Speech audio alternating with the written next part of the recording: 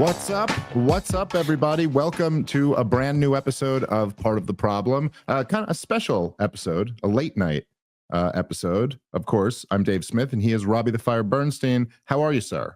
I'm doing well. I'm so close to being done with having to take Adderall and put together these porch tour dates.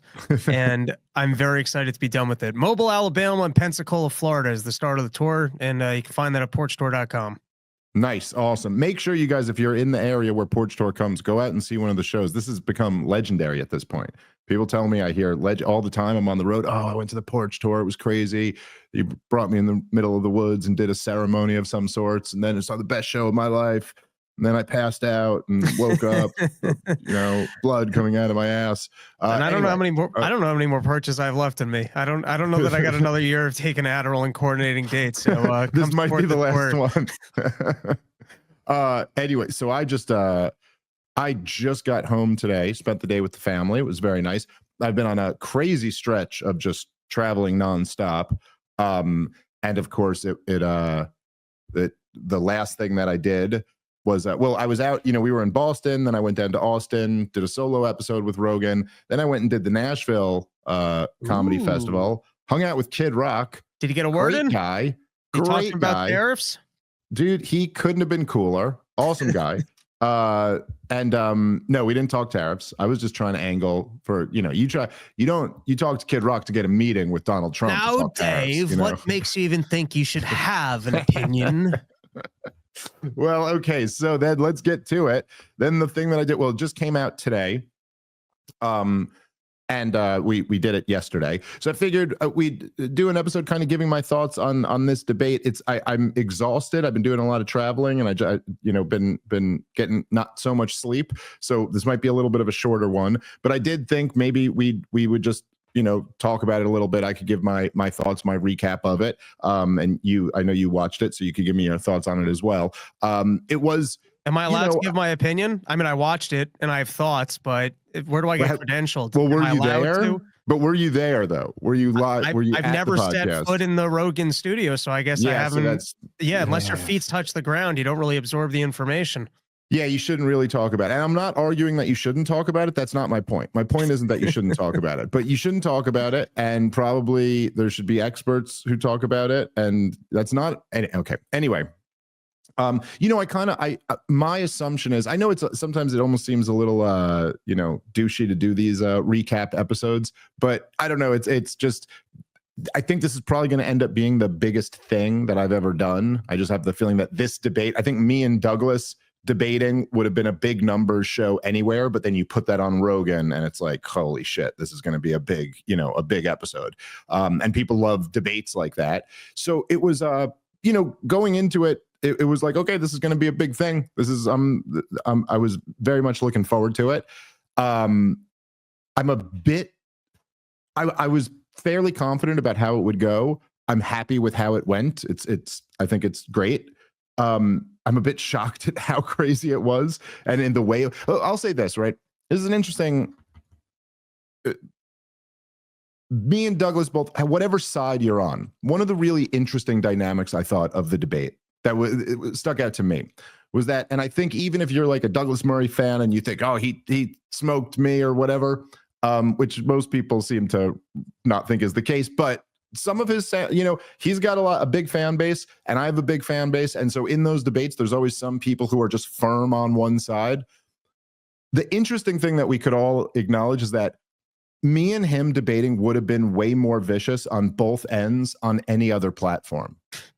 It was only because it was on Rogan that we're both. So the whole time, both of us want to be going more vicious than we are, but we're both kind of holding back, which just made for a strange and kind of funny dynamic to the debate. I know that what Rogan wanted was to have a civil exchange of ideas and not have it turn into a vicious food fight.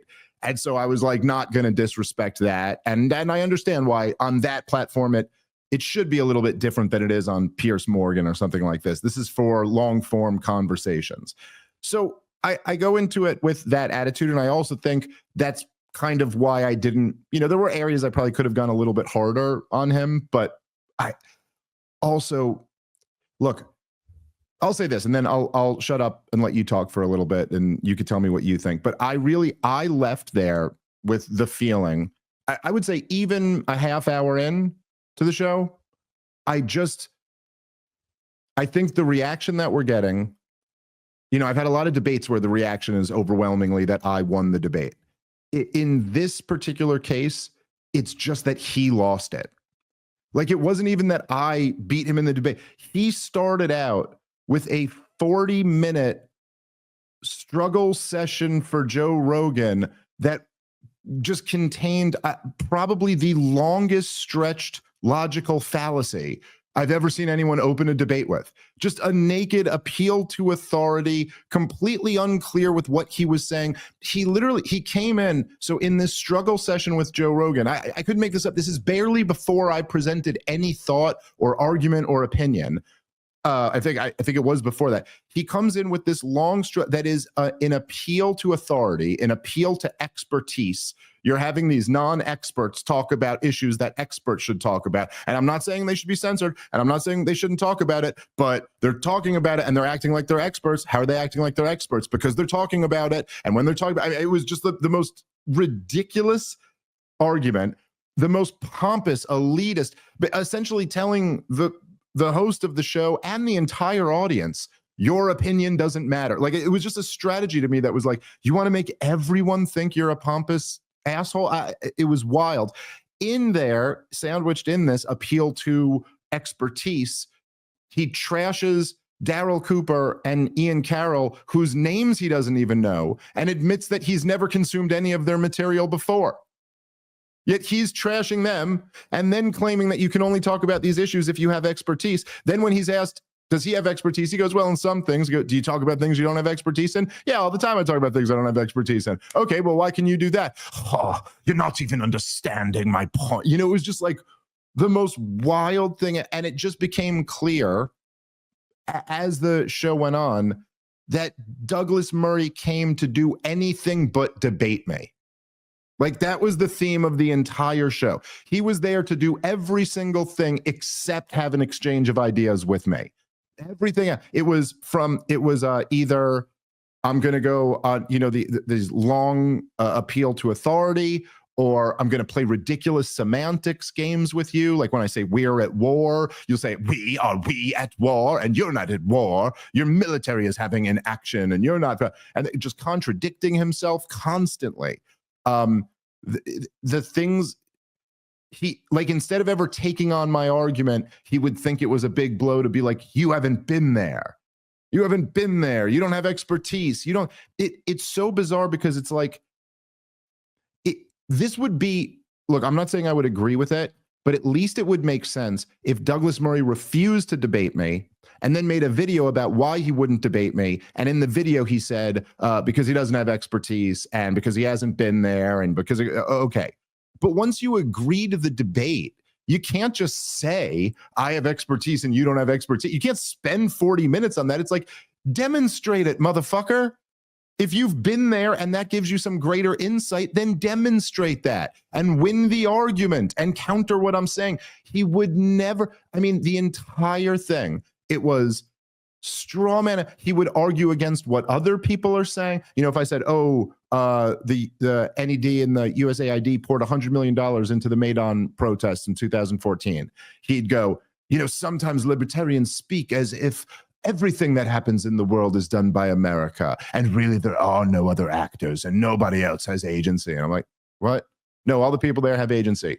Also, the U.S. poured $100 million into a street putsch that overthrew a democratically elected government. Like, what? No matter who I'd say, dude, his big blows that he tried to land were, I'm not an expert, but I present myself as an expert. And then I said, I don't claim to be an expert. And he said, see, that's the problem. I haven't been there. I haven't been to Israel. So therefore, well, I don't know. Can't comment on it. And then at the end, when I literally cited that the supreme commander of the NATO forces and the 4-star general Wesley Clark said that the plans to overthrow 7 different governments came from Paul Wolfowitz.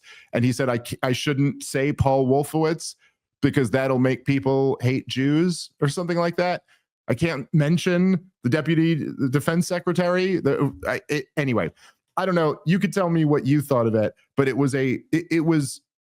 I don't really think I particularly won the debate. I think he just showed up trying to do anything he could not to debate. It was transparent. People could see through it. It was smug and condescending. And that's why the reaction is what it is. That's kind of my thoughts.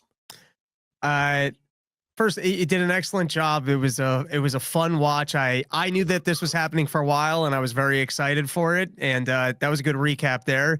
To hop into the Paul Wolfowitz thing, just because it's the last thing you said, and then maybe we could address some of the others because they were all just such fascinating points. But let's start with the Paul Wolfowitz one.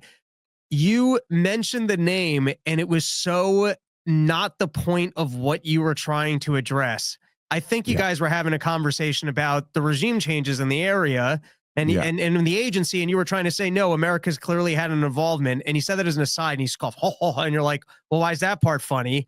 And then he circled it. He circled it back into an argument with himself about the detail that he picked up, which was the guy's name. And then saying, well, what you're doing is bad for the Jews because it creates this this narrative that the Jews run the world, blah, blah, blah. And it's like that was a minute side point from the bigger thing that you guys had been arguing with. He managed to circle himself into his own argument, which I thought was... It's all just like when you see, and I know, look, there are a few people out there I did see who are like the hard, look, I mean, with all of these things, the hardcore Israel supporters are, some of them are just locked in and they think somehow that was a really great point when he told me I haven't been to Israel or so, but which is ridiculous. It's objectively a non-argument. I thought you crushed him on that one, and it actually got kind of dropped. But I think you can tell me if maybe I misheard this because it kind of moved quickly. He had said that you need to be there. You had a great point about the Nazi Germany thing, but then you had a secondary point, which is, weren't you there at the beginning of the Ukraine war and said we could win it? Which is, well, then I thought that was such a bombshell of you were on the ground. Oh yeah, you're doing the on the ground reporting, and you got the story wrong. So what does being there do if that just gives you actually a bad take? Dude, all of them, listen, all of it, it's objectively, they're non-arguments. They're just non-arguments. You get in a debate, in the spirit of a debate, you get 0 points for that. You haven't been there. Okay, fine. So what's the point? Grapple with my argument. I'm sitting there the whole time like, let's debate this. He's like, let's debate Daryl Cooper and Ian Carroll, two people I know nothing about, admittedly, don't even know their names, admittedly have never consumed their content. That's what he starts with. And oh, by the way, you have to be an expertise in the subject matter that you talk about, while demonstrating none of it. But the idea, look, number one, the appeal to authority obviously is a logical fallacy. On top of that, Joe has had many experts on many different subjects. Douglas's issue, look, his issue isn't the proportionality, like he said, or that Joe Rogan doesn't have enough experts on. I mean, listen, like he didn't complain. I brought up, he was like, who have you had on who's on this side? And I brought up Coleman Hughes and like some other. Coleman Hughes is not an expert on the Israeli-Palestinian conflict, but he doesn't seem to have a problem with what he said on the show. He's going, oh, you've had way more people who are critical of the war in Ukraine and critical of the war in Palestine than those who support it on. What does that mean? Joe Rogan is an obligation to be a 50-50. What type of equity bullshit is this? Do you think Douglas Murray is upset that Joe Rogan had more pro-Trump people than pro-Kamala people on? Because he did. Is he upset about that? No, because he agrees with that. He agrees with. So if he agrees with it, he wouldn't have a problem. He just wants more people spouting his shit on there. But it's just such a weird thing to start the show complaining about. But then also, look, the fact is there are an unlimited number of experts, not an unlimited number, but a large number of experts on the Israel-Palestine conflict. Many of them are on the pro-Israel side. Many of them are critical of Israel. Like it's not the case that you can, and many people who have been to Israel, agree with me. Many people have been there, agree with Douglas. It's just a non-point. It's nothing. You get 0 points for that. And then of course, every time he was just evasive about everything. So if I go like, if I were to say, whatever, at one point I said to him, he was like, the war wasn't over Ukraine entry into NATO. And And I was like, okay, well, you got to admit they said forever that that was their brightest red line. And then there's all these people at the top level of our intelligence who said, you know, when they say this is their red line, I think they really mean it. I think we better not flirt with crossing this red line. And then we kept flirting with crossing the red line. And he'd be like, oh, so now you trust the head of the CIA? As if like there's some contradiction, like, yeah, now I love the organization that is the CIA. I'm just saying, even the CIA head himself admitted they all say this is the brightest of red lines, and I think they mean it, and I think this might lead to war.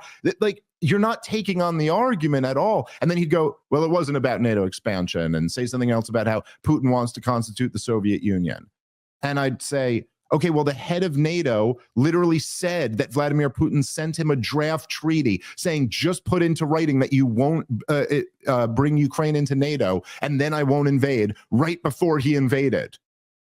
And he'll go, the war was never about that. And then there's always this feeling that it's about the Americans, and it's always about what we're doing. And it's not, and it's like, you didn't counter the art, you know, like he's just not, he was there to do anything he could do except grapple with any of the arguments, because, you know, on some level he knows the shit is indefensible. I mean, I don't know what to say.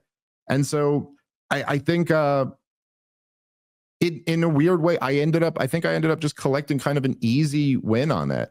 I mean, I'm glad people are telling me I did a good job. I'm glad people feel that way, but it just seemed almost like, oh, he's just kind of hanging himself. I mean, think about like that. He came in and picked a fight with the moderator, and then essentially the entire audience.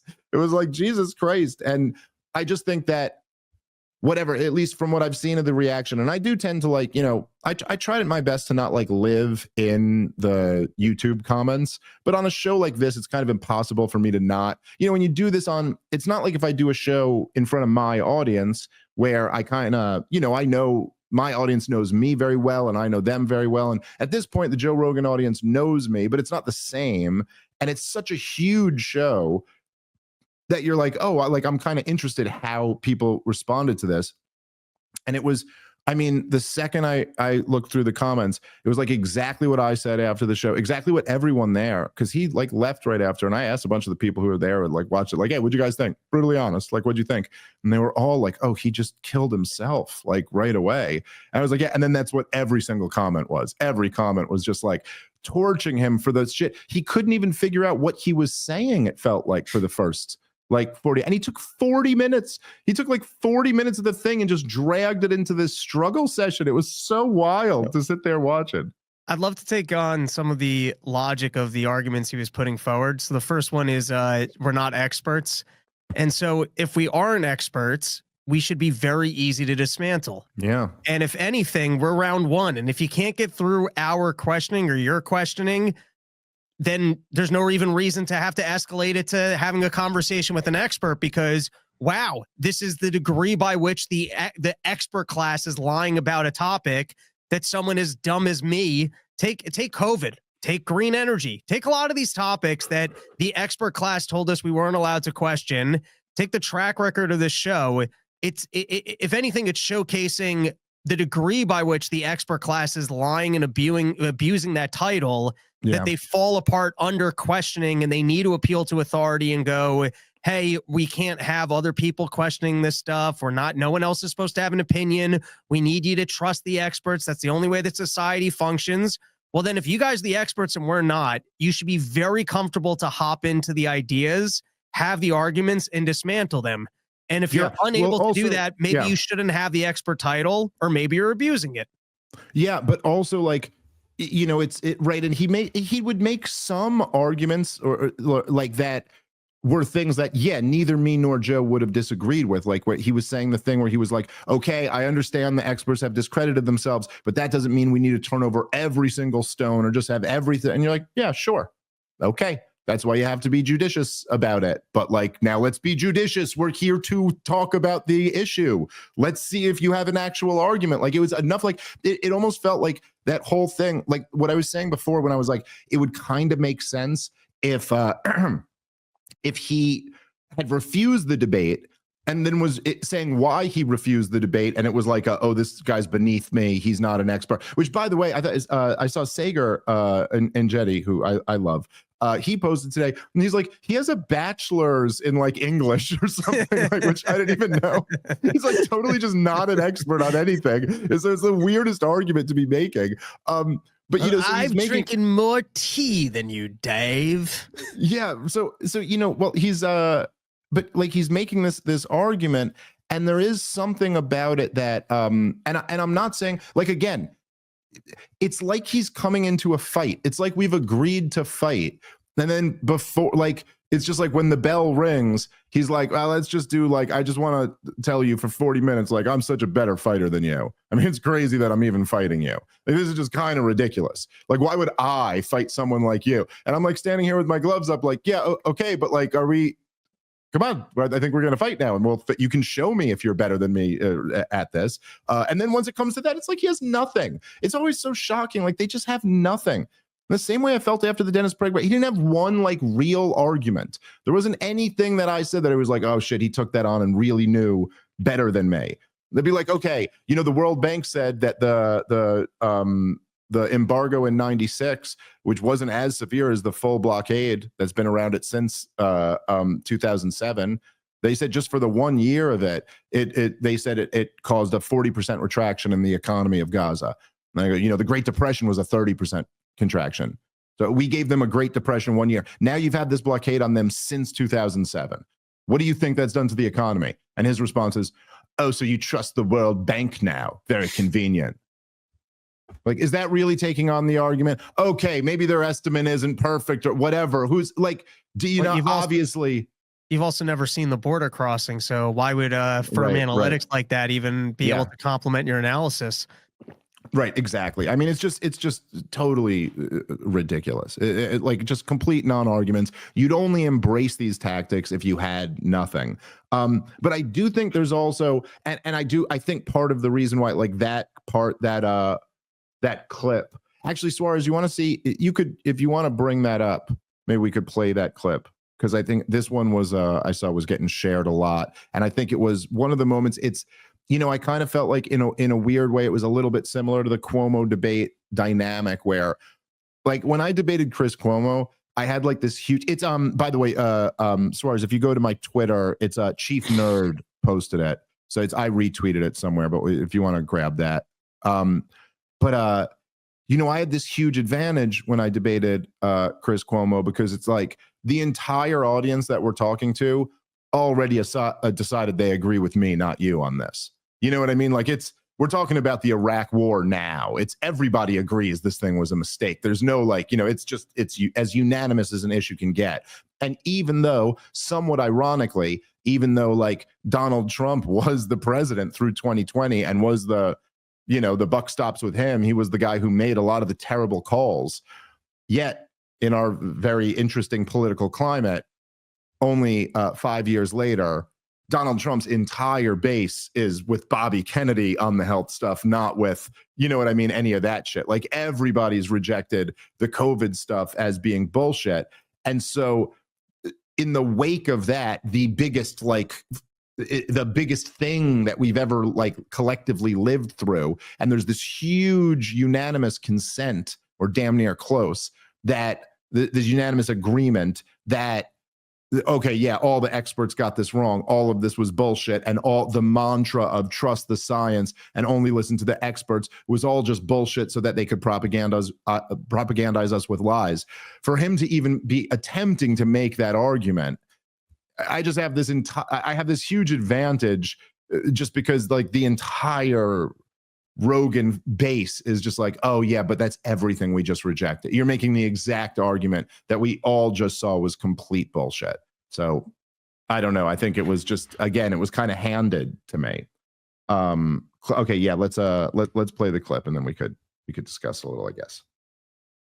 I do also think that one of the bigger kind of the bigger picture dynamics to all of this is that we have at least since 9/11 been in a state of perpetual war, and all of these wars have been disasters. They have been so many lies involved in selling all of them. I mean, the whole Iraq war, the whole war in Afghanistan, just lying the whole way through. I mean, I remember literally having conversations with Green Berets in the middle of the war in Afghanistan, and they're like, George W. Bush is telling you that the army we're building up there is really successful. This thing's going to fall in a week without us. And then all through the Obama administration, it's just like lie after lie after lie with disastrous wars. And so this does create a fertile ground for people to say, I wonder if they were lying about all these wars. Sure. Again, I'm not really trying to argue about World War II. Hold on, guys. You know what? Pause it for 1 second. I'm sorry. I just got to run and open a door. I'll be right back. Anyway.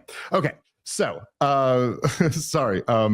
Where were we here? Okay. So I was talking about how we, they allowed us into all these wars. It's created fertile ground for people to believe they're lying about other things. Interesting question is whether you're busy watering it. Well, should you not talk about mistakes that were made overall? Absolutely. Okay, you should. Absolutely. Right. I'm all for going back and looking at mistakes. So what is your argument then? It's a very weird thing to go back, zone in on a man, say this one thing is a mistake and should characterize him, and you ignore everything else. You're taking him out of context. Pause it for a second. Just to be clear here, what Douglas is arguing about, so it had started on Daryl Cooper, whose name Douglas says he doesn't know. He literally goes Daryl Cooper, and then something like that. And then Joe asked him at one point if he had ever consumed any of his work. He says, no, I don't need to. I don't know anything about him. He's talking about one line he said on Tucker Carlson's podcast. Then he's saying the problem with Daryl Cooper is that he takes a guy in Winston Churchill and judges him off one thing and doesn't look at his full body of work.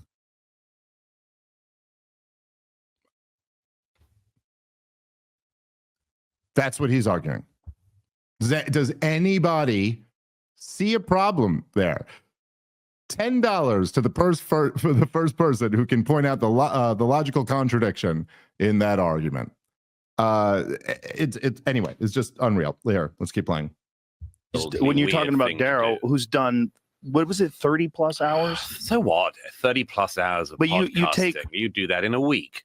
I mean, but it's a very different thing. It's a very different thing. He's not doing a podcast like talking to people. Again, okay, nor is he doing what a stupid point. Work, pause nor it is he working for a second. Like, what a stupid point. Like, if I let's say I read a book on tape, which is really kind of what Daryl does with these things. If I sit down like with the effort to script out like a book, that is a different thing than like what me and you are doing right now.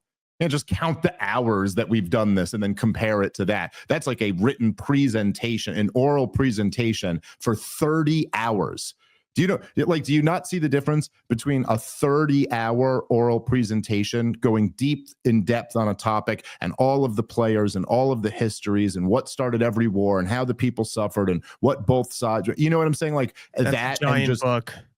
Yes, it's a giant book. It's not having a conversation with people, like, which is a challenge as well, but like it's a totally different thing.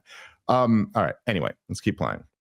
In the archives, clearly. Come on. I mean, he is not the historian of our era. He's not claiming to be.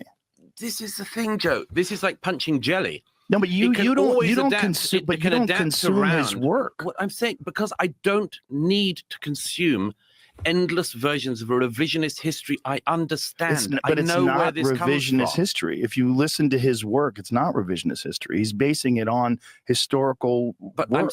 I know. But okay, so this is my point about jelly. It's a shape-shifting thing. Comedian or historian? He's not a comedian. Historian or podcast? Would-be historian or actual historian? You say he doesn't claim to be a historian, but he's pumping out tens of hours of neither history. does Dan Carlin. He doesn't claim to be a historian either. You see my point about the move. Pause it for a second. Exactly, Joe. But why doesn't he have a problem with Dan Carlin? Oh, because Dan Carlin isn't telling the truth about Israel. That's all it is. It's nothing but a tactic to get the guy who's arguing the point you don't like, rather than fucking addressing any arguments. Let's keep playing. Weird jujitsu move. No, I don't. Where you say, hang on, you know all about this as well. You say, I'm not a historian, but I'm going to spend my time talking about history. I'm not a journalist, but I'm going to spend my time talking about this thing. I'm not an expert on this, but I'm going to spend my time talking about this thing. It's a weird move, yeah? No. You don't think? No, I'm a free American. I can talk about what I like to. About so what I don't. you want. So what is the point I've here? noticed you can, but but we what's all the can. point? The point is, what are you pushing? What are you watering? What am Why? I pushing? Yes. Liberty, free markets, peace, prosperity, not getting in another stupid catastrophic war, which we're on the precipice of right now. That's what I'm pushing. What are we on the precipice of? Well, I think weren't you just talking about it the other day? Everyone I hear on the inside says we're about to attack Iran. I think you just said something about that the other day. Am I wrong about that? I thought I saw in one of your interviews that you did. Possibly. No. Okay. That doesn't mean we are on the verge of a war. I mean, you keep referring to we being in wars. There's a very big difference between a country having a military that's engaged and a country being at war. This country has not been at war for 25 years. You have not been fighting for the American homeland for 25 years. Yes, we haven't. That's true. Right. We haven't had a war on our shores. We've been picking on third world countries halfway around the world. Well, you haven't been randomly picking on them. I mean, Afghanistan, you went. I didn't say it was random. Yeah, right. Okay. It wasn't like you suddenly just pause it for a decided second. Like, dude, it's just, this was the whole thing. Is every point is just garbage. Like everything it's just, I don't know. Do I even need to like point this out, Rob? It's just crazy. It's like look, by the way, there's another, the contradictions are wild, but there's another, how pedantic to stop over, we've been at war. And I go, yeah, no, I'm not suggesting the homeland's been attacked. I'm saying we've been picking on these third world countries. And he goes, you haven't been randomly. I didn't say it was random. Obviously, what is this? All right, keep playing. Watch out for this next contradiction. Myanmar or something. We went to Afghanistan to find bin Laden and take revenge for 9/11 and stop an attack like that happening again on the American homeland. That is very different from a country being at war. Yeah, but that's a total mischaracterization of the war in Afghanistan. It's one thing to say that might be an accurate characterization of the special operations mission in late 2001, but then we fought a 20-year regime change war against the Taliban. Because you got dragged into the quicksand of war. Pause it. Oh, yes. Okay, fine. Pause it. He starts the thing by objecting to me saying we've been at war and ends it by saying because you got sucked into the quicksand of war. Oh, so you just use the term you in the same way that I use the term we, and then use the term war in the same way that I use the term war. After that was your objection. He literally starts and then just completely contradicts it at the end. I'll tell you, I didn't even notice that one live. It wasn't until I saw Chief Nerd posted this that I noticed that. But I was like, oh, you literally ended it by saying you got sucked into war. So what the fuck are we talking about here? Anyway. The Wii U thing. I don't even know if I thought it wasn't a war. That was too much for me. So I'm saying, he says, he's objecting to me saying we've been at war, because it's like, no, that's not really we. But I was like, yeah, but that's the way people use the term we, like referring to your government's actions. Okay, fine. But then at the end, he goes, you've been at war. So it's like, oh, you also implied you, like talking, you know what I'm saying? You're using you implied and I'm using we implied. Whatever. Let's keep playing. Oh, I said it was a war. It's your use of we, as if you're personally like suffering this war. I mean, you're a taxpayer. When I say we're taxpayers, implied, so we pay for it. Okay, fine. Douglas, would you go, if I went back and corrected you on every time you've used the term we to refer to your government or something like that? Like if I were to say, oh, we just imposed tariffs on China, would you point out that I didn't and it was the Trump administration? I'm saying you take it obviously very personally, and that's you're right to do so, of course. I'm just trying to make sure we're accurate here. What do you think I'm taking personally? Just that, the American wars. Sure. Yeah. I think they've killed hundreds of thousands of people and cost my country $8 trillion and degraded my country very much. And there's a very good argument to make on that. I'm still slightly bemused about this move from I'm an expert on this and I have views to I'm a comedian. I've never claimed to be an expert on anything. Can you just pause again? This is the problem, Joe. It's so funny to go, that's a great argument, and people should really have that discussion. It's like, that's what we're here to do, I thought. But I'm Why confused. Don't you want to do it then? So what's the other side of it? Give it to me. Present the argument. That's just so wild. It's so wild. It's just, I don't know what again, it's, and the reason, look, like I said, like the comments have overwhelmingly just been like, yeah. And again, as you can see here, it's really not anything I'm doing. I mean, I'm there and I'm me and I'm arguing my points, but it's all the stuff he's doing. That's just like, this is too easy to see through. This is garbage. And I did notice it's like, I got a lot of comments. That's a great point. But why do I have to hear it from a peasant? And Yeah, I why mean- do I even have to address it? I'll say this, and this is kind of how you measure these things in a way, because there's always a certain percentage of people who have like their feet dug in, who aren't going to move. Like I said before, when you have guys with a big enough audience, there's enough of their hardcore fans who, no matter what, are going to say, yeah, they won. And I do got to say, I think some, in a way, I think some low IQ people are kind of fooled by his bravado and it's all delivery and performance, but no substance at all, nothing. But I got a lot of people who were saying to me, man, I actually was kind of a Douglas Murray fan until this. Like he just laid it on so thick that it kind of exposed, like, look, man, all of this, it's so obviously evasive to just write, like you said, Rob, admit like, oh yeah. What you're actually saying has a point, but let me move back to some other, and then this claim again, like it's, I mean, this must have been said so many times. You present yourself as an expert. I'm not an expert. I'm just talking about these things. You're allowed to talk about these things. Okay, great. So then what's the problem here? Well, the problem is you go back and forth from expert to comedian. It's like, well, what do you mean by that? I mean, look here, let's keep playing and then we'll kind of get into that point a little bit more. I mean, if somebody Wait a minute, says you have to claim to be an expert on something to have an opinion on something? you don't have to be. You don't have to be. But So what's this is the like, issue? I'm not a historian, but I'm pumping out history. But wait a minute, I'm what not about an expert, just- but I'm talking all the time about But this you're not thing. even talking about specifically on what he just said. No, I'm saying this is my point about this. You say, I mean, it is. I'm not an expert. So Pause what's it the right solution?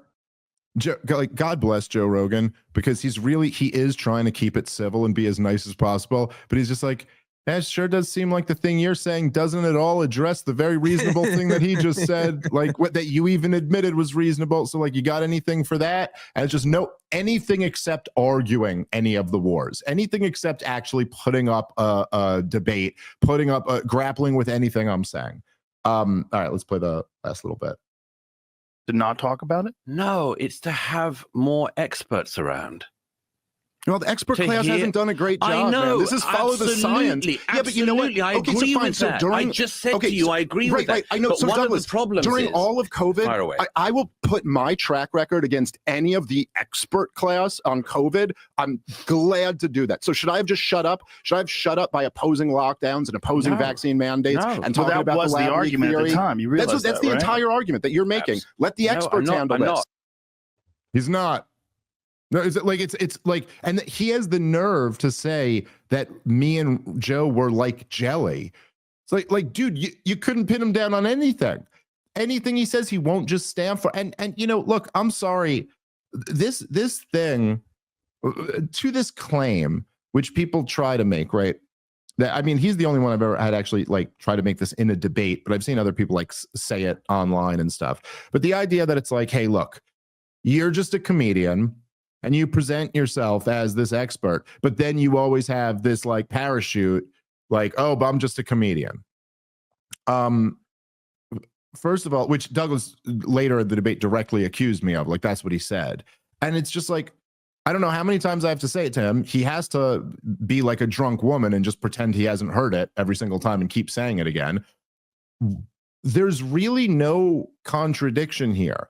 I don't put myself out as the expert. I never sit here on the show and say I'm in all of the issues that we talk about. Okay, Rob, like all the big issues that we've been known for, doesn't it always go without saying? And I think I probably repeat it quite a bit. I say the words I'm not an expert quite a lot. Actually, I make that very clear. Obviously, when we were talking, is there any confusion? Does anybody who listens to this show, does anybody you think who listens to me on Joe Rogan, if I'm talking about the wars in whatever country, if I was talking about the COVID, does anybody think that I'm claiming to be a virologist or an epidemiologist or somebody who has studied this my whole, that is the expert on the issue? Am I ever? No, every time I'm going there, what I do on this show too, is I always bend over backward to flood people with the experts that have informed me and with the experts who I think are getting it right. And yeah, like I said, I'm a free American. I'm allowed to have opinions on things and make arguments and be like, this guy's case is stronger than this guy's case. And no, I'm not an expert in any of the things that we talk about, but I am right about just about all of them. And me and you, Rob, I'm sorry, we've been right about all the major issues over the last few years. I'm sorry. It's just the facts. That's the truth. And then when it's this thing, it's like, I also have been doing stand-up comedy for like 20 years, and I tour all around the country and do stand-up comedy. I do both of those things. I talk on a podcast about my views, and I also do stand-up comedy, and people who come out and see the shows enjoy them and have a very good time. I make a nice living doing both. There's no contradiction there. And as for this thing that it's like a parachute, has there ever been a time in all, okay, there was one time literally, it was when I debated Sam Cedar. I was very green. This was a long time ago. This has got to be, Jesus Christ, 10 years ago at least. I think over 10. I think maybe closer to 15, I think. But regardless, it was like around 15 years ago. And it was a phone call into the thing, whatever. I just did a bad job. I had a bad debate. And then I do think at one point in that debate, I was like, look, dude, I'm not the expert. I'm just a comedian, but blah, blah, blah. I think this. And I remember people giving me shit for saying that. And I think that's the only time I've ever said it. Has there ever been a time recently where like, I've made a point, like, I really believe this, someone made a counter argument to that, and then my response was, well, hey, I'm just a comedian, I don't know what I'm talking about? No, I never do that. So there's nothing here to what he's talking about. It's like he's basically like, he doesn't it's just a pure argument for credentialism. He doesn't think I should get to be on huge shows making these points. But you know what, Douglas, you're not in control of the world, because there's a free market of ideas to some extent, and you don't get to decide that. And this is the way it is. I am here on this show with you. The thing is, once you're here on the show with me, you got to actually engage, have an argument, have some idea. You can't just sit here and talk about how it shouldn't be me here. Joe shouldn't be having us on. He should only have people on who agree with you. Meanwhile, on the other side, we are like quite happy to have everybody on. Let's have the debate. So yeah, anything else? Anything else that you that stuck out to you that we should bring up? It just on that point, it's the fun thing about experts is they can correct us. I could stand up in front of a mathematician and go 2 + 2 = 4, and I'll be like, well, that was right. And then if I said something really stupid, he'd go, that was wrong. And guess what? Right. I might not be an expert in American immigration policy, but I could tell you that during the Biden administration, they were clearly pulling something to get as many people across the border as possible. And when they said, hey, we need to legalize 5,000 people a day before we have the authority to close the border, I don't need to be an expert in United States law to go, that sounds like bullshit to me. And you know how many topics we did that for all of COVID? We've done that for hundreds of topics to go, hey, I'm listening to the argument that the expert class is putting forward, the information that the experts want us to believe, and I'm calling bullshit. Yeah. And guess what? If it was as dumb as me standing up in front of a mathematician and going 2 + 2 = 5, it would be really easy to correct us. But the expert class is has done a very good job of lying and shilling for the regime, which is what leaves space for non-experts like us to have platforms and comment on things, to just go, hey, I think the entire expert class or a large majority of the expert class is lying to us. Or sometimes just to sit down and really cipher through a lot of the information from the expert class and go, wow, there's a lot of people who are lying about this, but that John Mearsheimer guy seems to be making some really good arguments about the Ukraine war. I've been reading all the coverage, and everyone's been lying to me and telling me that we're going to win this war and we just have to support it, and that Putin's going to take over all of Europe. And I don't know, that just doesn't sound right. And then you keep reading the information, you keep seeing that we're not winning the war, that none of that information is true. And then you find the other experts, you're like, you used to listen to him, you're like, I kind of like this expert, and you rehash that information. I don't know, kind of doing a service of, going through everything and just putting forward your critical reasoning. I just don't get it's blanket. It's obvious what he's doing. It's this appeal to authority that only people like me who want to spew my talking points should be allowed to have a voice.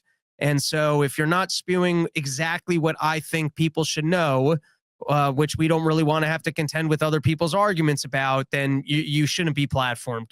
Yeah, that's right. That's all exactly right. And, I will say that there's something to it. And perhaps, like there's always, whenever you do these debates, there's always like, oh, I should have said this, or I should have said this. And, the thing about it is like, I feel a little almost like, man, I should have gone a little bit harder and been a little more vicious at times. But at the same time, I think Joe was happy that it went this way. And so I don't know. I got a lot of people like messaging me saying like they thought it was great that I was so like patient and so like was it to not get frustrated and lose my shit. And then I got other people messaging me like, oh, I wanted you to fucking smash him and blah, blah, blah. And I will say, even though the ones who are complimenting me, you know, I want to agree with the people complimenting me, but my heart is totally with the people who are like, you should have been a little more vicious. Cause I'm like, but it is just, I guess the thing that's so kind of infuriating about this obvious debate tactic, which is, again, is a tactic to avoid the debate, to come in there to do anything except debate with me, is that you immediately come in, you know, it's like, so we kind of live, as everyone knows, we're kind of broadly in this new world where, okay, the kind of the dominant internet censorship culture kind of faded away in a remarkably short period of time. Like we literally went from a time where like it kind of looked like the handwriting was on the wall that a show like, you know, any dissident show was eventually going to get kicked off of all the major platforms. And you know, there was a time where like people were being debanked and being, you know, banned across every single platform. And at the same time, the Biden administration was trying to install a ministry of truth. And there was kind of like that. And now that's kind of, Elon bought Twitter, Trump wins a big election. Like that's all kind of like receded. And now you have a little bit more of an open, you know, discourse. And of course, when that happens, the dissident voices, the voices who hate the regime, they get more of a chance to get their voice out there. And so you get a lot more of this stuff bubbling up.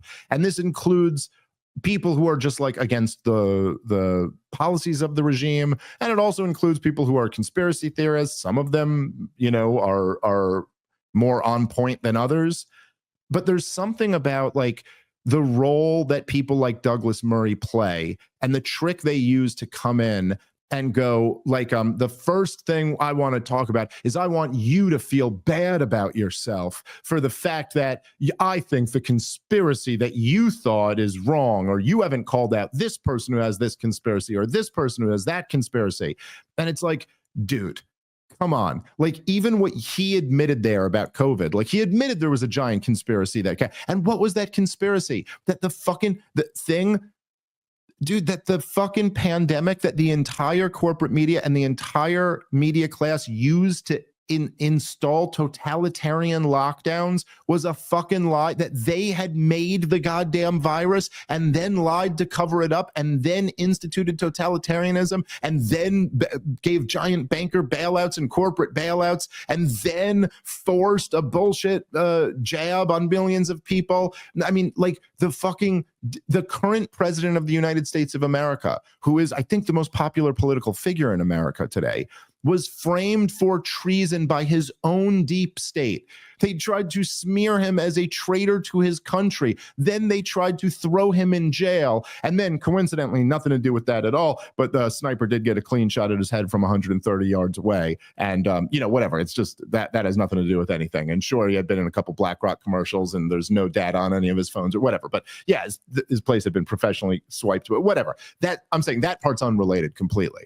But anyway, and so in this environment where there is this just like, you know, also like there was a freaking pedophile ring that must be there's a pedophile ring that involves all the most powerful cultural and political figures in the United States of America, and the details of it have to be redacted for national security purposes.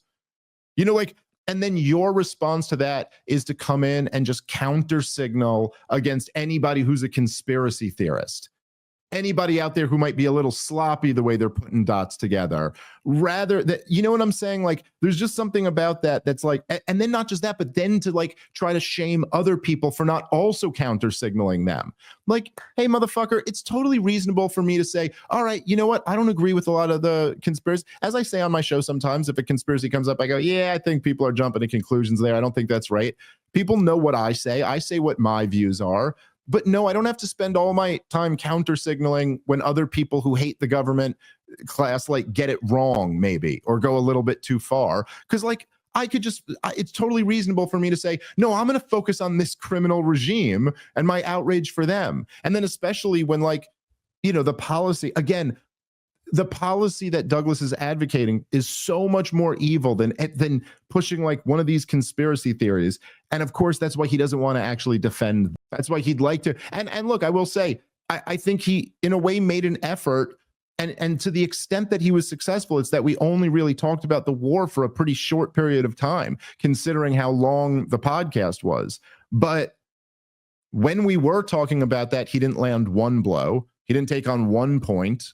It was always just this stuff. And then the problem is just that his tactics were so transparent that it just seems like people saw through it. It just, it's just, you can't, if you watch this at all with an open mind, you're going to be, and that's why, look, the reality is that I'm getting, like I said, I've been flooded with people saying like, either like, I actually used to really like Douglas Murray. I lost a lot of respect for him on this. I came in neutral, but yeah, he just didn't put up a fight. I got a lot of people who saying, I still disagree with you on the issue, but like, yeah, he really didn't argue, he lost the debate on his bullshit arguments. And I'm sure there are some people who are like have their feet planted, are fans of his and think he won the debate. I saw a couple people posting that, yeah, he exposed Dave when he showed that he's never been there or whatever. It's just too dumb. But you're not going to see anybody who like was like, oh, I was a huge Dave Smith fan, and then this debate changed my mind about that. So that's kind of how you measure these things. You try to move the people in the middle. I guess I was able to do a decent job of that. Again, like I said, I think he lost a lot more than I won. But I think that's all. Any other thoughts, Rob? Or, yeah, I got one other thought. And sure, I might not articulate this in the best way. And I don't know, maybe it's a little bit too complicated, so I don't want to steal any shine from your brilliant performance. And listen, there were very flagrant tricks that he pulled. There was the appeal to the authority right off the bat. Well, if you're such an expert, why don't we discuss the ideas? There was well, if you've never seen it, you can't have an opinion. Just to speak to how much nonsense that is, I'm in New York City all the time. I don't see an immigration problem. If I was just going off of what I see, I'd go, there's no immigration problem here. But I can then read an article about the cost that it's done to New York City, and it's clearly a problem. So I actually have better information from what I've read than from what I've seen. And I mean, that's just one example, but that's just that one's stupid. Also, the argument of like selectively picking from government sources. Like, I don't know if during COVID, the New York Times said, hey, the Johnson & Johnson shot is bad.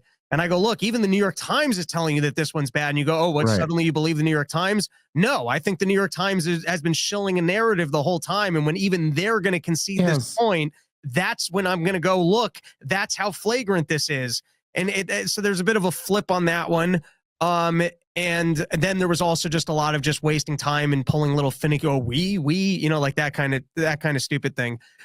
There was one other thing that stuck out to me, and maybe you can better articulate this than me, but I feel like on some of these topics, all that you're really left with, because the government does a good job of not leaving a clean track record of its own crimes. Like even look at Pat Fauci post-COVID.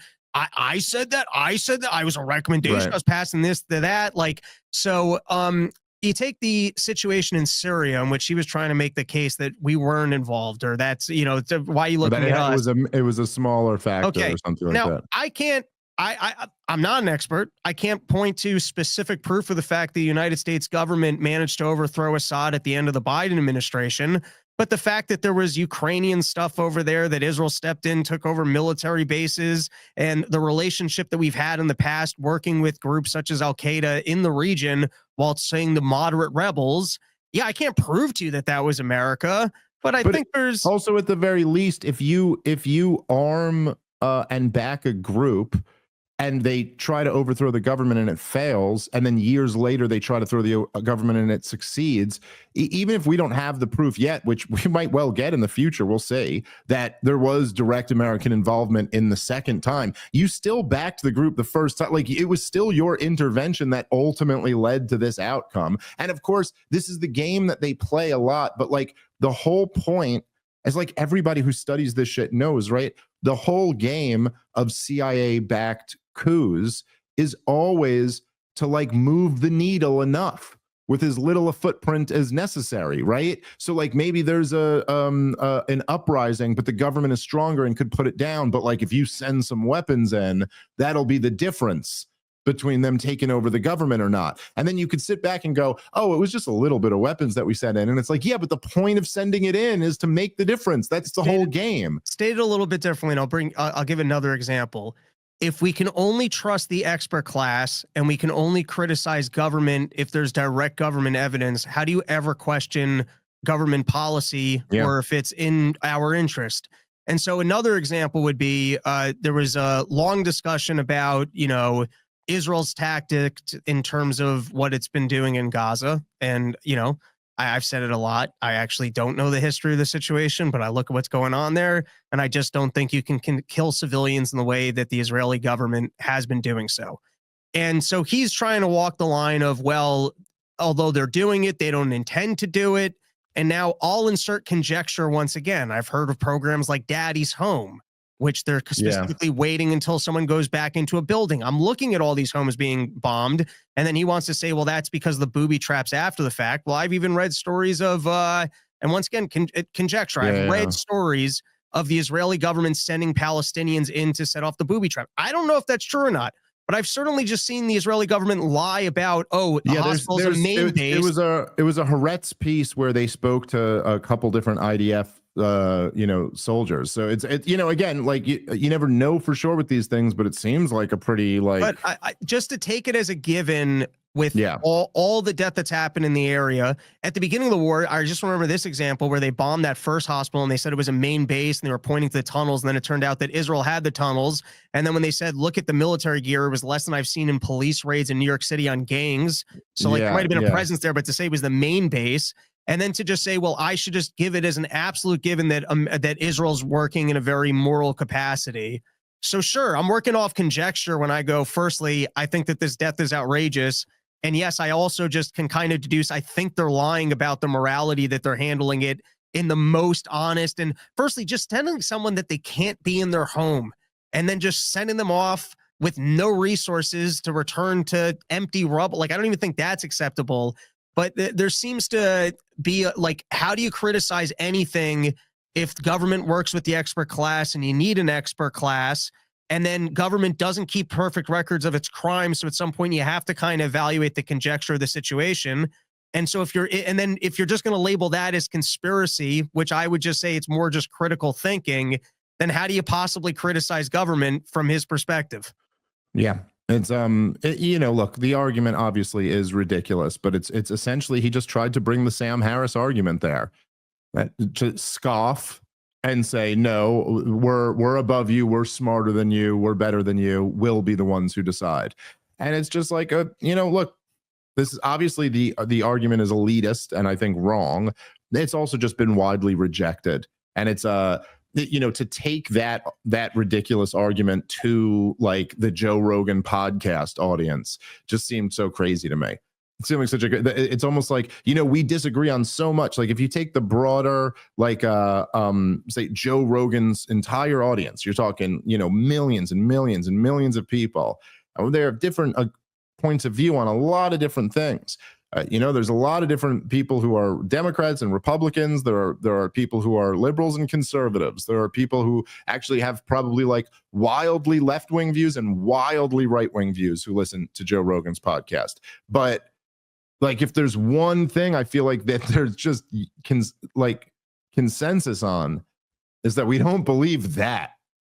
We're not here because only the expert class gets to talk about issues. That's the whole concept of the show, is like interesting people having interesting conversations. So yeah. Anyway, it was quite an exhausting trip. It's been a lot. On a wild run. Quite a run. I think I got a week Rogan's off. in a comedy festival all in the span of about 5 days.